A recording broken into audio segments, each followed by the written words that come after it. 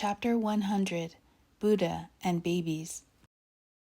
Geto opened his eyes when Gojo pressed a hand against his cheek and kissed him.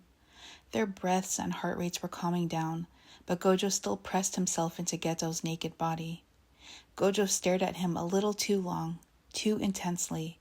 Geto's eyes darted away. "What?" he asked softly. Nothing. Gojo chuckled softly and gave him another kiss before pulling away. They lay on their sides, facing each other. Geto pulled the blankets up higher until only their heads were visible. Gojo put his hand on Geto's waist and drew him in a little closer. "You want to go to the temple later so you can confess your sins?" Gojo teased gently. "You're the one who came on to me," Geto grinned, placing a hand on Gojo's chest. "Anyway, Buddhists don't do confession. That's not how it works. Not in the type of Buddhism I grew up in." "Really? So that thing we've been doing all morning is okay?" Gojo teased again, but partly curious. "Tell me more." "Well, as long as sex isn't used to cause harm, it's okay." Geto traced his finger across Gojo's chest as he spoke. "The problem is when the desire for it can lead to suffering if it controls you." Gojo thought for a moment. "But what if it's not that I crave sex in itself, but that I want it so much because it's with you?"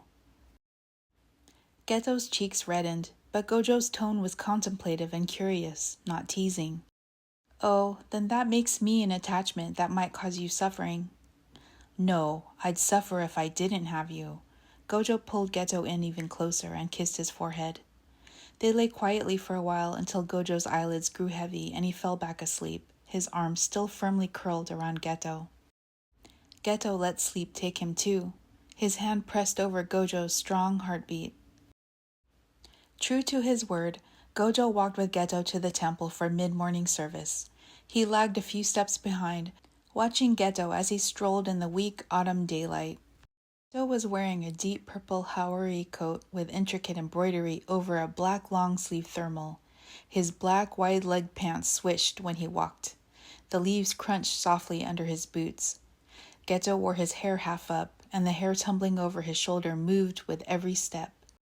The blue beads of the onenju Geto held in his left hand seemed to glow like a reflection of Gojo's eyes. Gojo was struck by this vision of Geto, capturing the moment in his memory. He was so caught up in awe that when Geto looked over his shoulder to see why Gojo was so far behind, Gojo let out a held breath. At the temple, they sat in the back row again, watching members of the Sangha go up to the front, offering incense and reciting the Nembutsu. Geto's onenju hung loosely off his left wrist, and he rubbed the blue tassels with his other hand. Gojo turned to him. "You gonna take them on a test run today?" he whispered, eyeing the blue beads. Geto grinned and stood up, making his way down the aisle, bowing slightly as he passed others done taking their turn at the koro.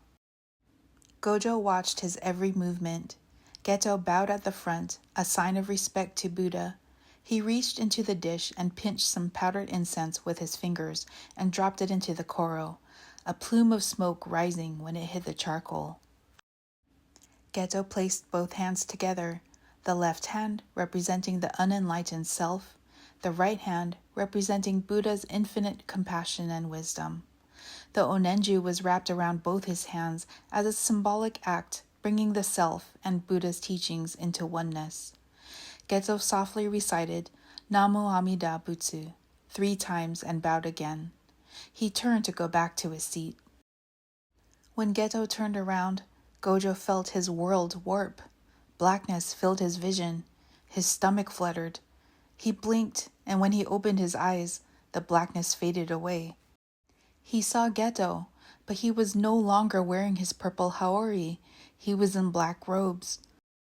Gojo felt his arms holding something heavy, and he looked down. He had a sleeping baby, swaddled in blue blankets in each arm, held against his shoulders. Gojo gasped and blinked again. The vision only existed for a split second. People in the pews craned their necks to look at him when he returned to reality. Gojo held a hand to his mouth, heart racing. Geto sat down next to him. He placed his hand on Gojo's knee. Satoru, are you okay? Geto whispered, his brow furrowed, worried. Gojo put his hand down and clasped the hand Geto had on his knee.